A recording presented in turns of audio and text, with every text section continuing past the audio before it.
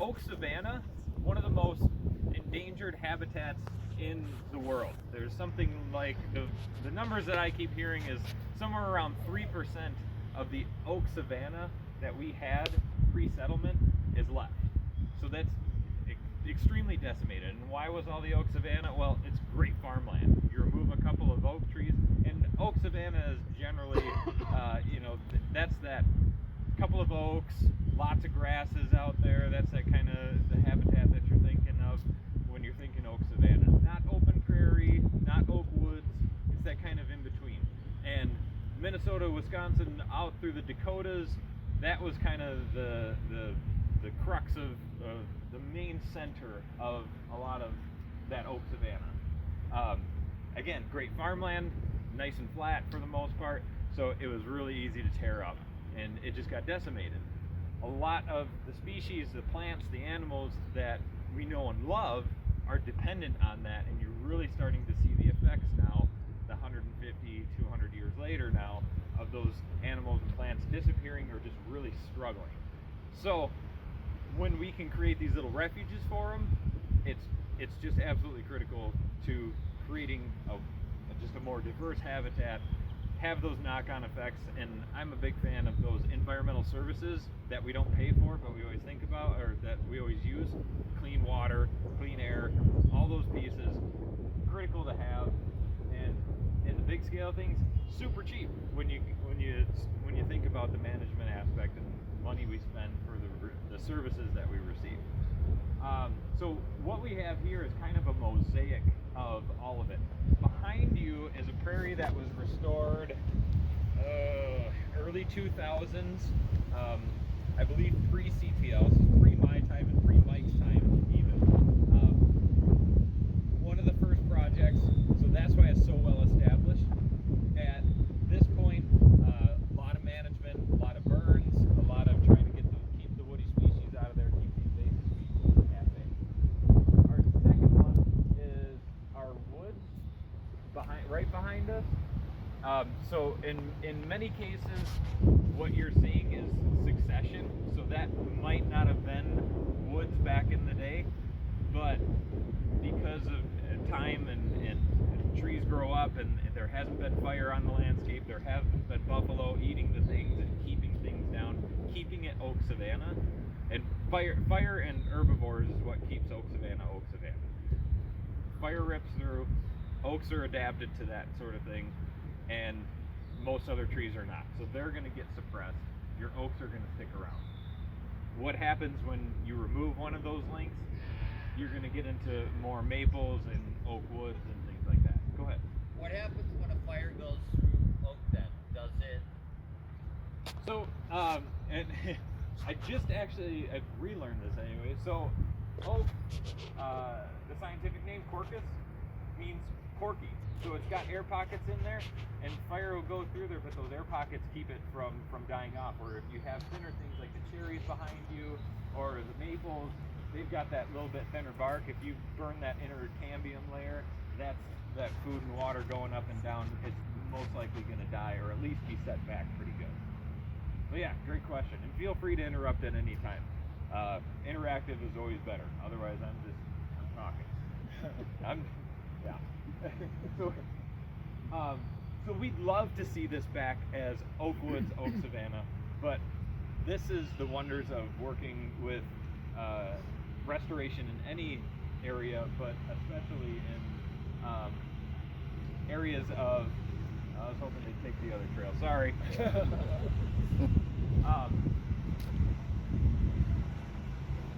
We'll wait for that to pass. So this is kind of where the art of it comes in, because yeah, we'd love to see that gone, but then what about all that wood waste? What are we doing with all those trees? We've got the maple syruping that goes on in here, so we can't necessarily do that. So what we can do is maintain that as a maple forest or a mixed woods forest or whatever it happens to be. So that's what we did with this little chunk here. We removed a lot of the invasive, there's European popple in there and black locust that has invaded buckthorn as well. a little bit of honeysuckle and buckthorn with the that bushy understory stuff. So keeping that out and just keeping what we want to keep is the kind of that generational structure, that age structure to the trees, so that as these larger maples are dying, we've got teenagers growing up and children underneath that, and otherwise you're just going to have a generation gap in there where these big ones are dying, and then you just have buckthorn. That's not what we want to see. We've got to have some diversity in there. So manage what we can manage and do what we can do, given that we're in an urban setting. You can't just log it off and send it to the nearest sawmill because they don't exist anymore. The next piece that we'll go take a look at up on the corner then is going to be our oak savanna. So we'll head up that way. Savanna chunks. And if you remember this little pocket right here, there was the ash trees here, and there was kind of some pine trees and just some other junk, a lot of black locust out through here. So what we did is just completely cleared this site, and as an extension of this. So what we want to think about as we restore these areas too is, much like this, is are we going to be able to manage it in the long run? So at first we thought, oh, we'll just make we'll make a little savanna donut in there, and that'll be fine. As a fire unit though, that's terrible, because then you have 3 acres over here and you got to equip everybody up and get them and do this little 3 acres. Then you have to jump over here and do this. Now we can rip fire through this whole thing and in one unit just cover it right up. So super efficient, good use of everybody's time when we talk about long-term management. In terms of what we did for the planting, Minnesota Native Landscapes was a contractor on that. And on this one, they were wonderful to work with. You can see a lot of the natives started coming up really fast. We had really great take on the seed, which isn't always the case. So that was a relief. And then the blue tubes that you see out there are all oaks. So we planted the oaks at the end, right around May or June last year. We overplanted because there are just a lot of seedlings, so a lot of them are going to die off. And we kind of want that too, because you don't want that density or else you have an oak forest again. So we're expecting a lot of them to die off, and the ones that remain will hopefully start to grow up. We might have to thin out a little bit. We'll keep adding them so we have, again, that age structure. And you're talking a lot of those savanna species, specifically like bur oaks and the white oaks. So that's what we're going to have over here. It'll be kind of our demonstration oak savanna. You'll have your nice open prairie in the back here, and then we'll head over to the west side of Teal Pond there, and I'll show you our oak forest that we're managing for right now. What's the growth? My favorite things that I've learned over a few years. I mean, I thought you were gonna say you dare to do. yeah, I do some moonlighting with Fish and Wildlife, and that's some fun stuff. We do like 300 acres at a time. The urban stuff, I still get a lot of anxiety over. There's a lot more that can go wrong. But generally, for us, we're hiring contractors here for the most part for the management, just because we're not equipped to do that. We do some smaller stuff. We did a lot of oak savanna type stuff over at Keller this year, so we're starting to dabble in it. But fire is one of the most powerful tools that we have available to us. Besides, like we talked about, adding the herbivores back, buffalo out on Otter Lake Road wouldn't be great, so kind of stayed away from that. Goat's a little bit more manageable, but again, in such an urban area, it has its own problems. Not to say I'm not pushing it, but it requires a lot more to think about than the capacity that we currently have. So fire is what we have right now. Usually on a 5 to 7 year cycle, depending on what your objectives are. So if an area like this, where we're trying to get that brush, and you can see like that either a black locust or ash or something coming back up. So those resprouts, we want to hammer those when they're 3 years, when they're thumb size. They start to get wrist size, the fire's not going to do anything to it. So we might go every 3 years, the first couple years, and just fire the first couple years to maintain that brush and keep that down. Also has some knock-on effects on some of the early, so all of the, not all, most of the prairie plants that we're after are warm season, so they need those warmer temperatures. They come out a little bit later. So that's why you see prairies are a little bit behind some of these cool season, like pasture fields. If you're out in Washington County and you see those pasture fields for horses and things, as soon as the snow is gone, that stuff's green. Those are cool season ones. We want to set those back here. So if we can hit fire at the right time, we may also hit those. And now is kind of the cutoff. We did our last few burns with Fish and Wildlife last week, and we're probably going to call it quits after that. So if we're going after just some cool season, setting back that stuff, every 7 years or so, just to give those warm season grasses a chance. Because again, what it does is you're going to torch that stuff that's already up, set that back, but you're also going to create a lot of black on the ground, and that black's going to warm up the soil a lot faster, and you're going to get those warm season grasses to come up a little bit quicker and get the jump.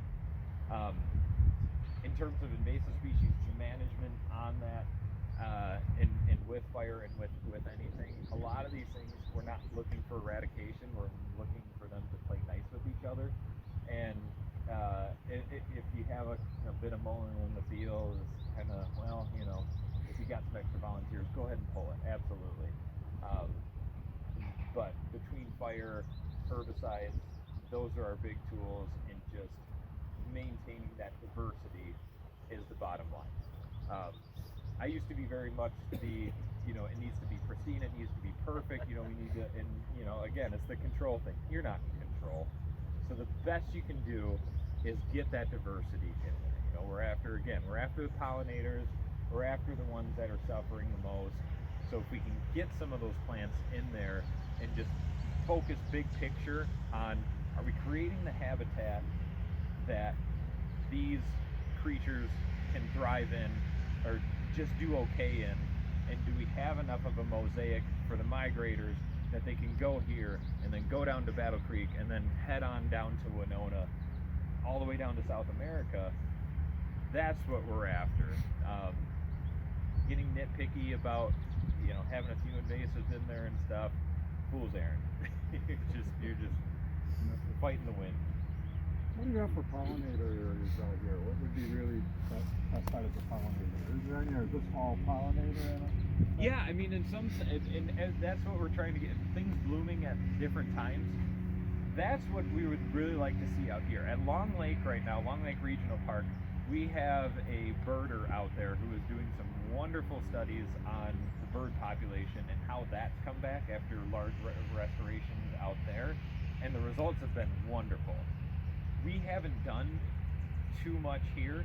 I think you see, based on what they, if they do a class or something, they might note some things, or we have volunteers out here. A lot of the bird species have been coming back. They see some species that they haven't seen before or haven't been documented very often in the area.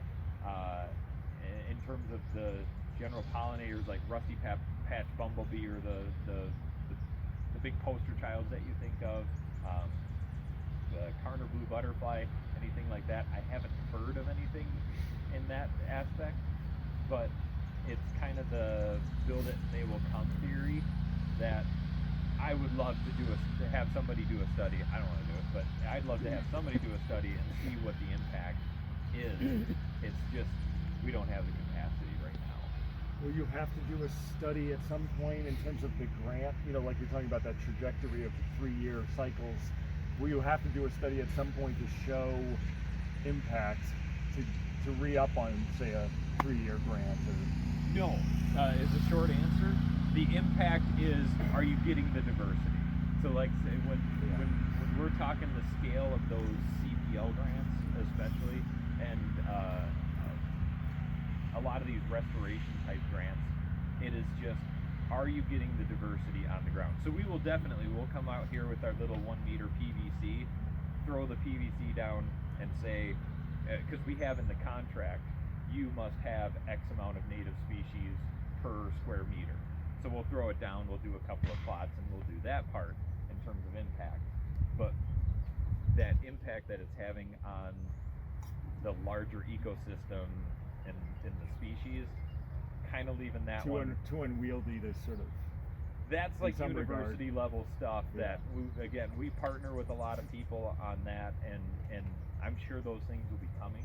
It's just we don't have them right now. So. Do you have a need for large pollinator houses here? Not at the moment. So the pollinator houses are wonderful, but we do have several of them already. They require a lot of maintenance. So we've tried to focus on the natural aspect. Again, back to that management piece. Like I can mow this whole field in a day, knock down the brush, and do mowing's another one of our kind of like the herbivore thing. You know, when the buffalo were out here, they were eating down to that top 6-inch layer. So we can mimic that a little bit with mowing, and you can get somebody out here and mow this, no problem. You got to paint the thing, you got to do the thing. So yeah, they're great. They're great. I really promote them, but for our management practices here, it's larger scale that we're thinking of. Yeah. Yeah, I've been following, invasive species. Yeah. Some look at it as invasive species, others say we need to assist migration of trees and forests because some of the forests, like in Minnesota, are collapsing. So, For sure. Excellent question. Yeah, and we are absolutely doing that. So in terms of the climate change aspect of this, in the past few years, we have definitely been doing hands-on stuff with emerald ash borer. Is everybody familiar? Yeah, destroying all of our ash trees is a really big problem for us. So in the past 2-3 years, we've removed around 600 trees within the park system, and that is just the beginning. What we've replaced with so far is close to that many. What are we at? Like 489-ish, and we just planted 2,500 seedlings this year too. But we call them zone pushers. So we'll get stock from Milwaukee, Decorah, some of those southern tier areas that all the maps from the U are showing us this is who you're going to be in 25 years. And so in the lifetime of that tree, we'll definitely see it. Now, can they survive right now is the big question. So we'll go out there and we have interns checking health on these zone pushers. We're also planting, a lot of oaks, a lot of the natives, just trying to do a variety of things. That's, again, back to that. I'm not smart enough to figure out all these nuances, but I can tell you that diversity is key. If we get another disease, then planting a whole row of a single species is not a good idea. If we get harsh weather, planting a whole bunch of zone pushers in one area, not a good idea. But if I do a zone pusher, an oak, maybe a pine tree or something here or there, then we're resilient to whatever happens. We might lose a tree or two, but you're not losing boulevards of trees anymore. That's our goal. Yeah. Have you had problems with animal maple? Absolutely. So Island Lake, if you're familiar, corner of Lexington and E in Shoreview, we did a restoration project there, and Amur maple has been the bane of my existence. Everybody else is on buckthorn, and Amur maple is my my enemy. What had happened there, again, best of intentions, but Boy Scouts back in the late 70s planted a whole row of them along the old farm field, the trail that was in the old farm field. The farm field was basically prepped for seeds. It blew in there, and when the beginning of our restoration work, looked like a Japanese forest. It looked like one of these pictures from where you have the canopy and then just completely dead underneath. Beautiful underneath that canopy, but absolutely dead on the ground. And I actually had a video I was hoping to show you, but this is much better. We brought in, and again, a little visually abrasive but we brought in basically a bulldozer with a mulcher on it, and we just mulched that all up, and we've replanted it to prairie, and hopefully we'll be seeing the results of that soon. The drought kind of set us back a little bit, but hopefully seeing the results of that one soon. So Rotary Nature Preserves film. Yes, yes. I do have a formula from a guy who's really good with herbicide that that I can give you that works really well. And it is good to note on that herbicide, it definitely has its detractors. I have my struggles with it too, but herbicide is still one of our biggest tools, and if used properly, if used judiciously, it is one of the most powerful tools that you can use. You really can't flip a lot of these buckthorn and amber maple dominated areas without the use of buckthorn, or without the use of herbicide to kill that buckthorn and to follow up foliar spraying afterwards. So this area back here will get a foliar spray, just because you can't run enough heat through there. There's not enough material to have a fire that'll run through and really do any damage to it. So again, when you're trying to think of your objectives, you can't just say, oh yeah, let's just run fire through there. Is it going to meet your objective? Well, no, if you're not going to get enough heat on there, all it's going to do is going to burn up a couple of leaves. And that's great if your idea is seedbed prep, because then you have nice bare soil underneath. But you got to think about your objectives in the long term. So yeah, herbicide is definitely one of the things that we'll use out here. There's a lot of great new formulations, safer in terms of environmental profiles. They've been making a lot of improvements in that direction, as well as human safety, so things won't burn your skin or as much anymore. They have different formulations for that. So yeah, any questions on any of this stuff, or should we move on to the oak forest? And I was just going to make the circle back around if you think we have enough time. Got about 10, 12 minutes. Let's we'll just go to the corner there then, and we'll head back. Okay. Yes, Roundup is one of the quickest, becomes inert is the quickest.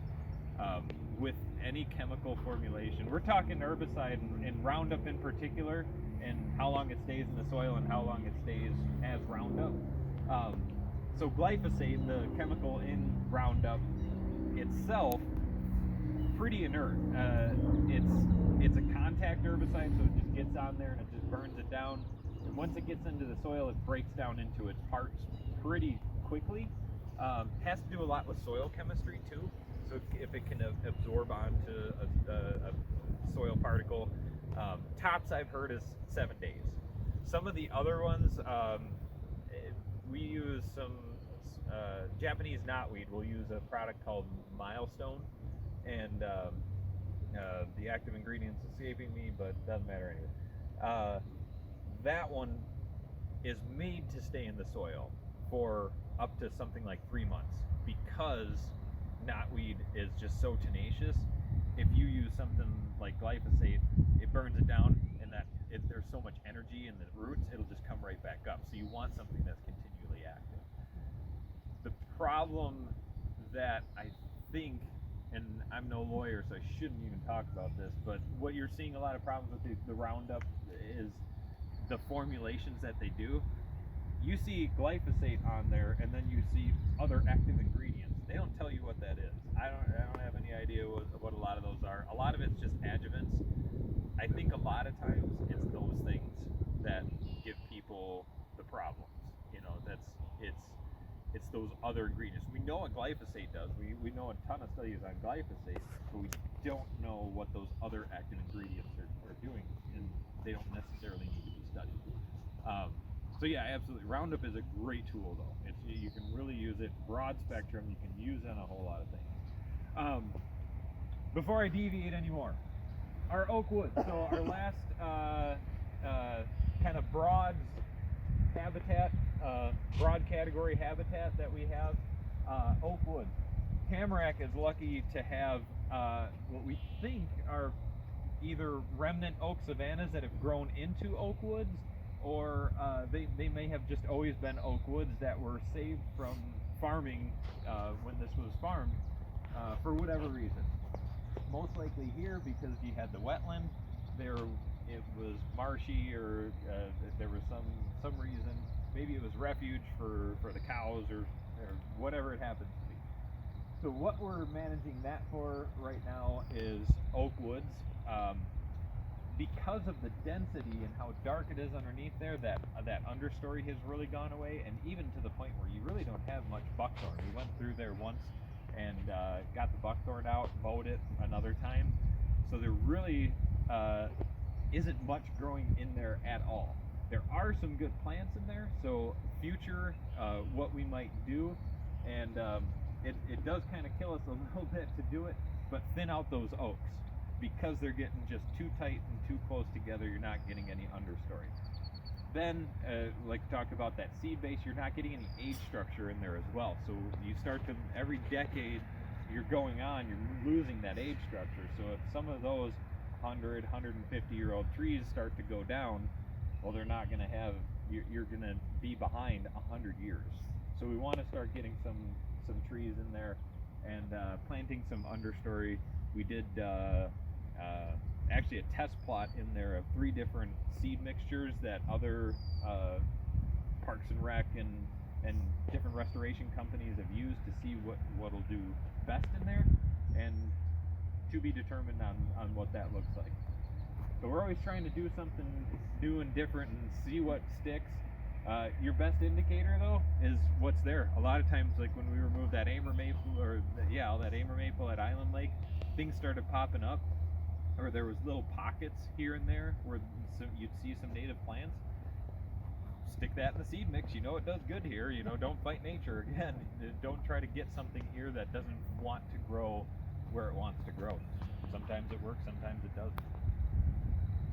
Any questions on that? Yeah. I didn't even mention it, but on the southwest corner of the property here, they took a lot of trees out behind the township offices, Yeah. soccer fields. What was the rationale? More restoration of the prairie, or? Yeah. So that one we struggled with a little bit because that's pines. So pines, great, not really supposed to be here. We're on that tension zone of, I mean, you could make the argument that some of them, there was pockets of pines and all sorts of evergreens here. What that area was showing to us, especially that one closest to 35, was you would see those prairie plants underneath there. We also do, and just as a bit of background, we take a look at the notes from surveyors that first came through. So there was people and explorers coming through here, obviously, as written records are great right around the 1850s. That gives you an idea of what was here down to about section level. And then we also have aerials from the 1940s, which give us a really good idea. Even if the area was farmed, there's still these pockets, and you can see that pocket of oaks in that restoration area back there that's along that steep edge. You can see that was a little bit sparser, but again, it was kind of a oak savanna, oak woods area. And then what we were seeing as you get closer to 35 was those were all planted pines. They weren't there before somebody planted them. They were all in a row. It was pretty indicative of somebody just planting them in there. But underneath, there's a lot of this prairie type plants that you would see an indicator that it was previously prairie. So yeah, we made the decision to take out a lot of those. The cedars, again, they're kind of invasive to prairies, especially. And then a lot of that behind the water tower, especially, was that black locust again. So highly invasive. That stuff just pops up, suckers like crazy. Really tough to control. So hopefully, what we have now, again, large management unit. It's connected to those other larger prairies back there, so we can burn through there. Even through the oak woods, you can have a prairie burn into an oak wood burn, keep all that under control. And mowing, if we need to do mowing in between there, we've got nice big swaths. We're not ready to mow around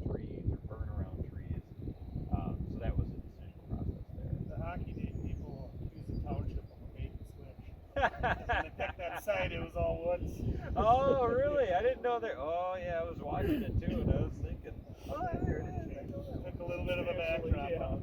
Whoops. Yep. Occasionally, yeah, we do get some blowback. That's one of the things that Mike and I have especially started to work on is that communication bit. I have been truly impressed with how well informed the entire community is, but you all definitely deserve and need nice big signs that explain what's going on and not just to have trees removed, which was kind of the old practice. There is a big sign back there beyond the trail. Yes. You can see it, though. Yeah, we put those up on a nice snowy day. It was wonderful.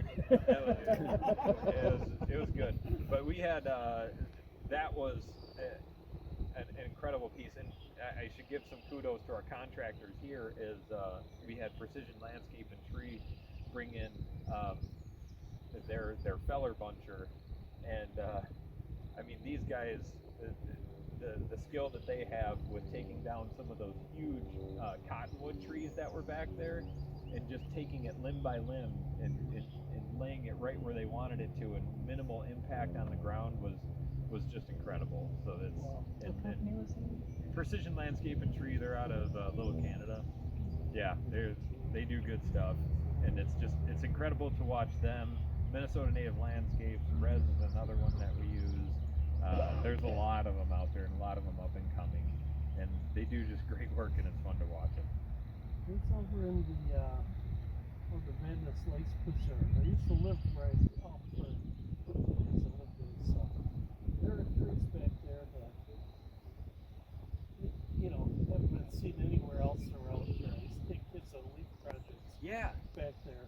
Yeah. Like big tooth aspen. There's a few of those back there. It's just so it'd be an interesting thing to connect with U of M because they do a continuous survey there and just see what has changed since the 1930s there too. That we may be able to bring some of those ideas over here. Oh, most definitely. Yeah, I mean, it's just a fire hose of information. There's people out doing studies. That's the nice about having up-teen universities in your backyard is everybody wants to study your lakes and your land. Yeah. And we don't get that information a lot of times, just because it's happening in the background. But yeah, this is great stuff and stuff we need to start to put into the art of what we're doing and making better decisions. On that note, Justin, thanks so much. Yeah, This has been absolutely. great. Thank you. We could go another hour, I'm sure. So of course. Thanks so much. Appreciate it. Thank you. Yeah, this is really educational. So thanks for all the work you're doing For sure. Yep. our environment and natural resources. I think we'll just end the meeting out here. Obviously, if we need to head back to the classroom to grab clipboards related to some of the signups, service work, we can do that. But we always end our meeting with our four-way test as Rotarians, so you're going to hear that now. Absolutely. And please join me in the four-way test. Is it the truth?